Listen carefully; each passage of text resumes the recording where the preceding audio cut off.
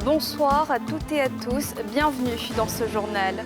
Reconnaître leur importance et promouvoir l'égalité, c'est ce que vise le ministère de la Femme, de la Famille et de l'Enfant en organisant les premières assises nationales des femmes de Côte d'Ivoire, un lancement ce lundi en présence du Premier ministre Begré Mambé. La police criminelle a retrouvé l'auteur de la mort de l'artiste chanteuse Vicky Martini, poignardée dans un maquis tôt ce matin à Yopougon. Le motif, un amour passionnel à sens unique. Et puis le procès du président américain Donald Trump a démarré à New York ce lundi. Il est accusé d'avoir acheté le silence d'une star du X en 2016 en campagne pour la présidentielle. Il dénonce un dossier vide et une persécution politique.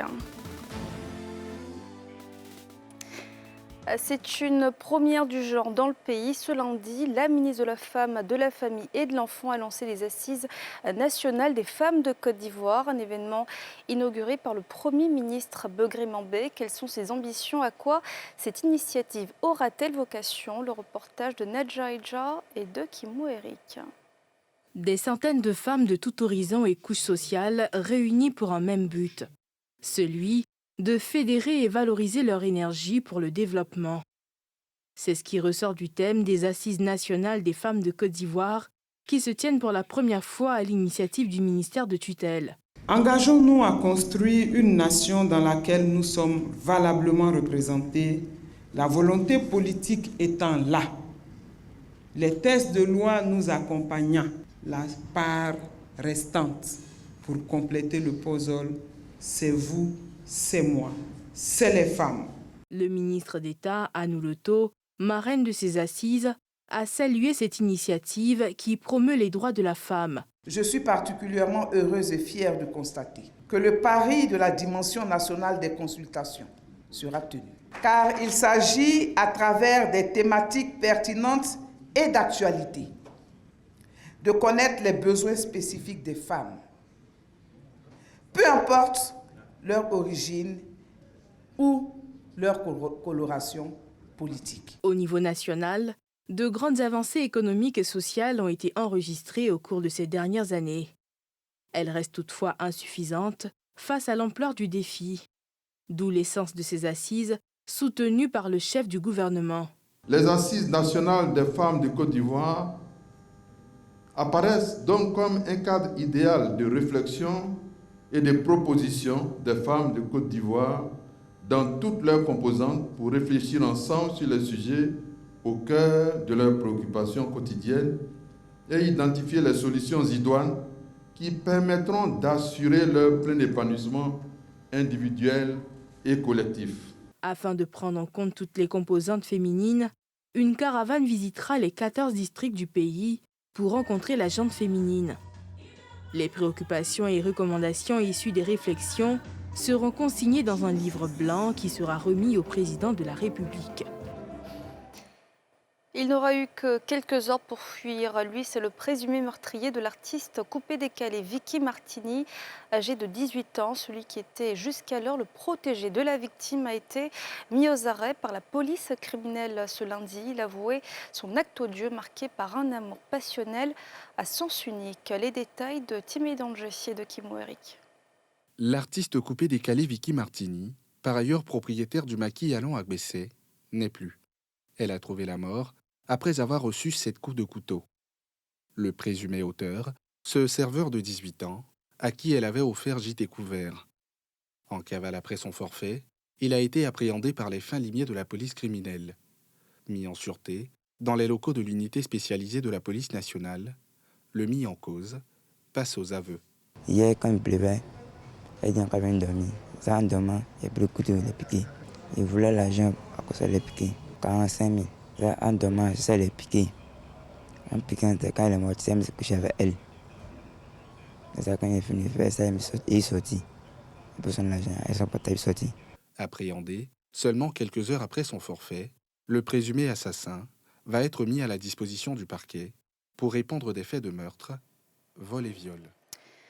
L'actualité, c'est aussi la Côte d'Ivoire et la Chine qui ont signé un important accord ce lundi dans le domaine de l'éducation. Une signature en marge de la 60e conférence de la Confémen où les ministres de l'Éducation nationale de 44 États francophones se rencontrent à Abidjan depuis ce lundi. Salif Yadekwe, Tanguy Konin.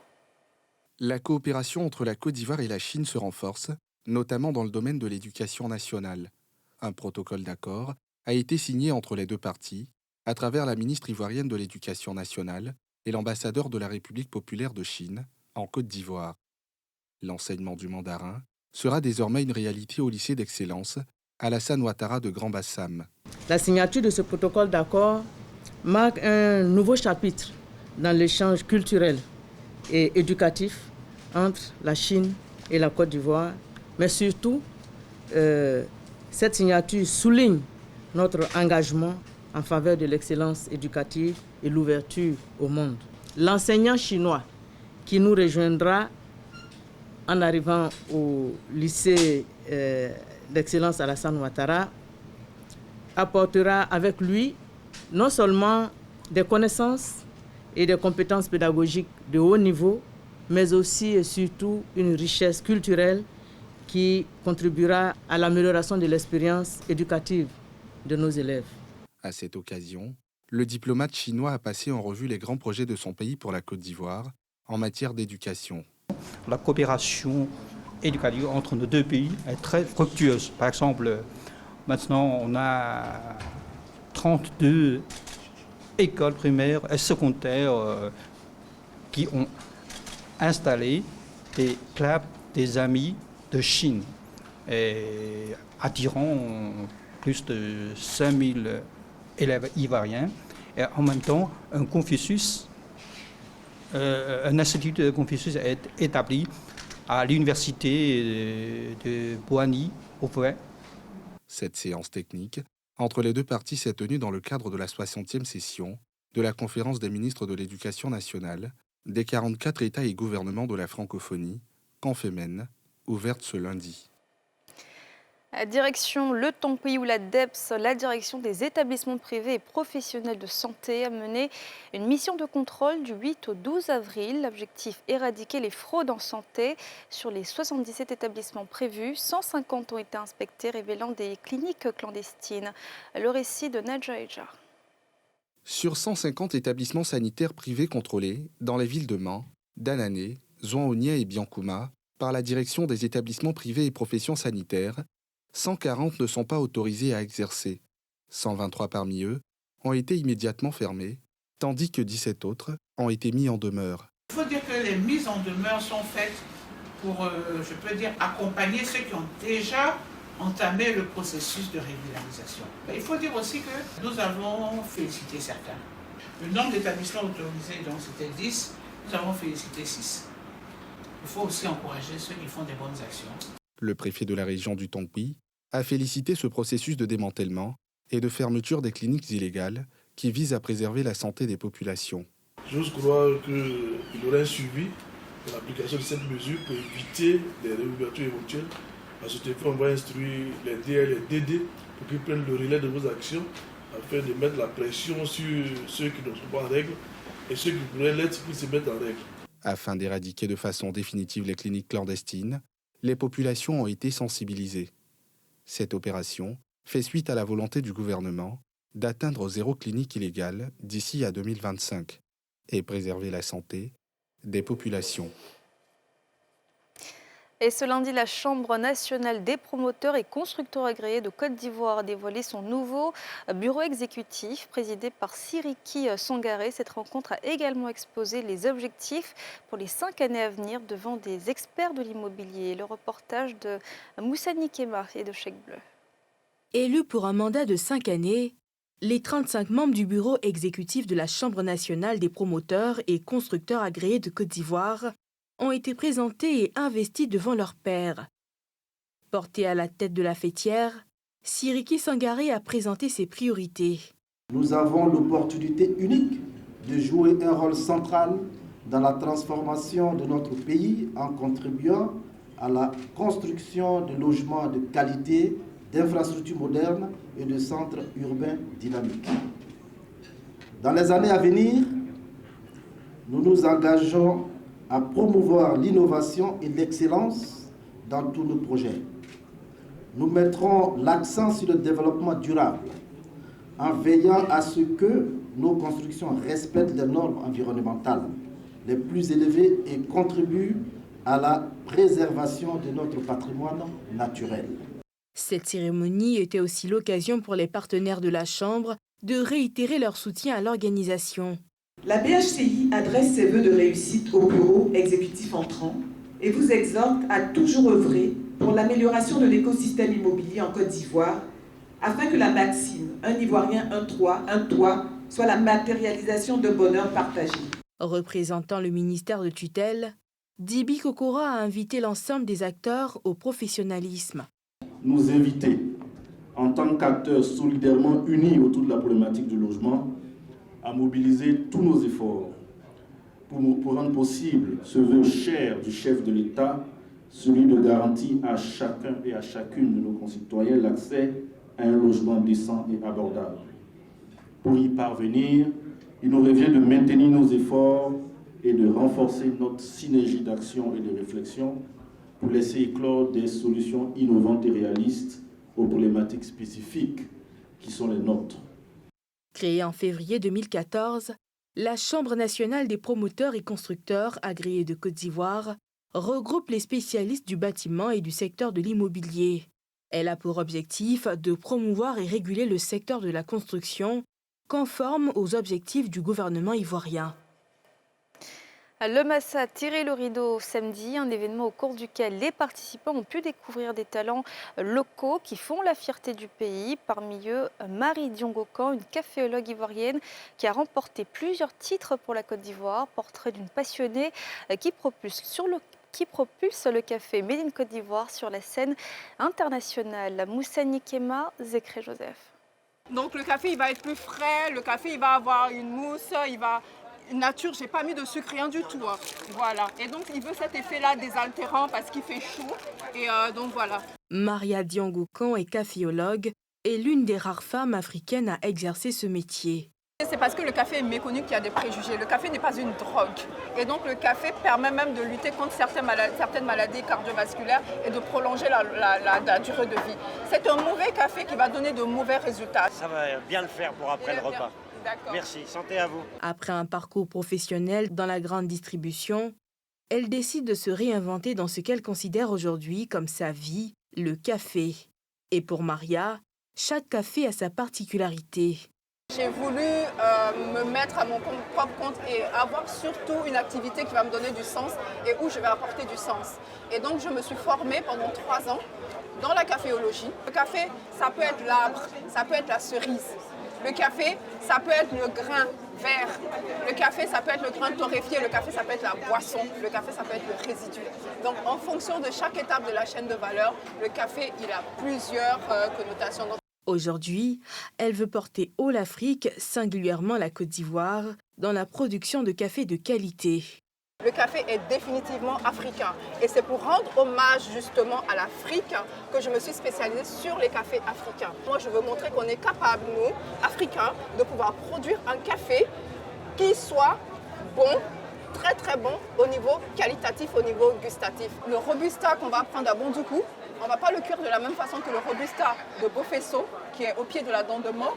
On ne va pas le cuire que de la même façon que la Robusta de Soubré ou la Robusta de Batongouin, qui est plus à 800 mètres d'altitude. Donc chaque café a sa particularité et a des arômes spécifiques.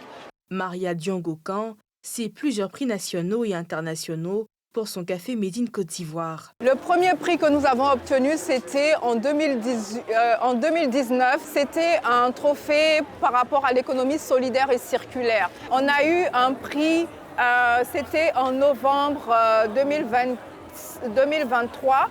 On a eu ce prix-là, c'était en Espagne avec la Robusta et c'était la première fois que la Robusta était proposée à l'étranger et on est très fiers.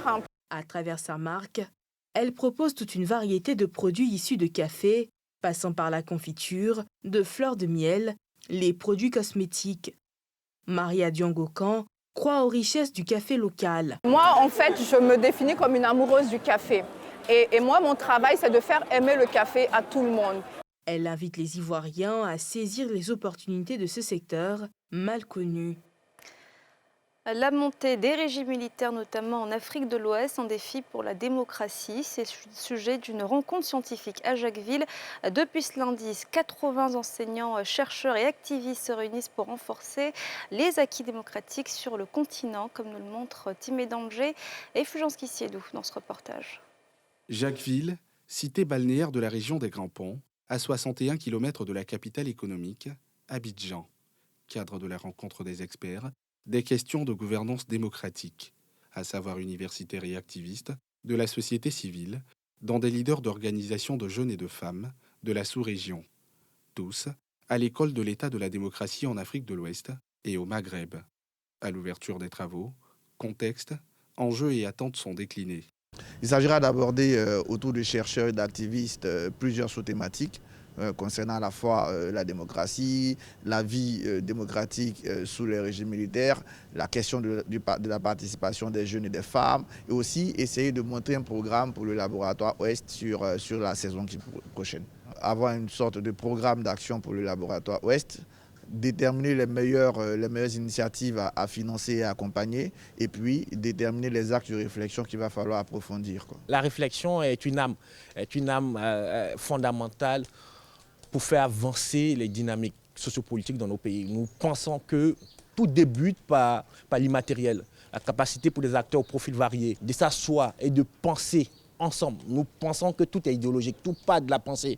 Et donc, un tel espace de réflexion va nous permettre de consolider les réflexions sur la démocratie endogène. Nous sommes optimistes. Nous pensons que la démocratie n'a pas encore été épuisée sur le continent et que nous pouvons nous engager dans cette dynamique-là afin de pouvoir changer la donne. À l'agenda de la première journée, un panel. À la tribune, 2 universitaires ivoiriens, professeur Dion Simplice Yodé, enseignant de philosophie politique, et docteur Eddy Guipier, politiste. Un moment de partage, d'expériences diverses, dans les zones géographiques d'études, à la satisfaction de participants. Pour beaucoup, nous sommes un cas d'école, mais pour nous-mêmes, nous savons que nous avons beaucoup de choses à apprendre encore, à partager, à corriger, des alternatives sur lesquelles nous attendons et dont nous sollicitons en tout cas la participation de tout un chacun, notamment en termes de citoyenneté.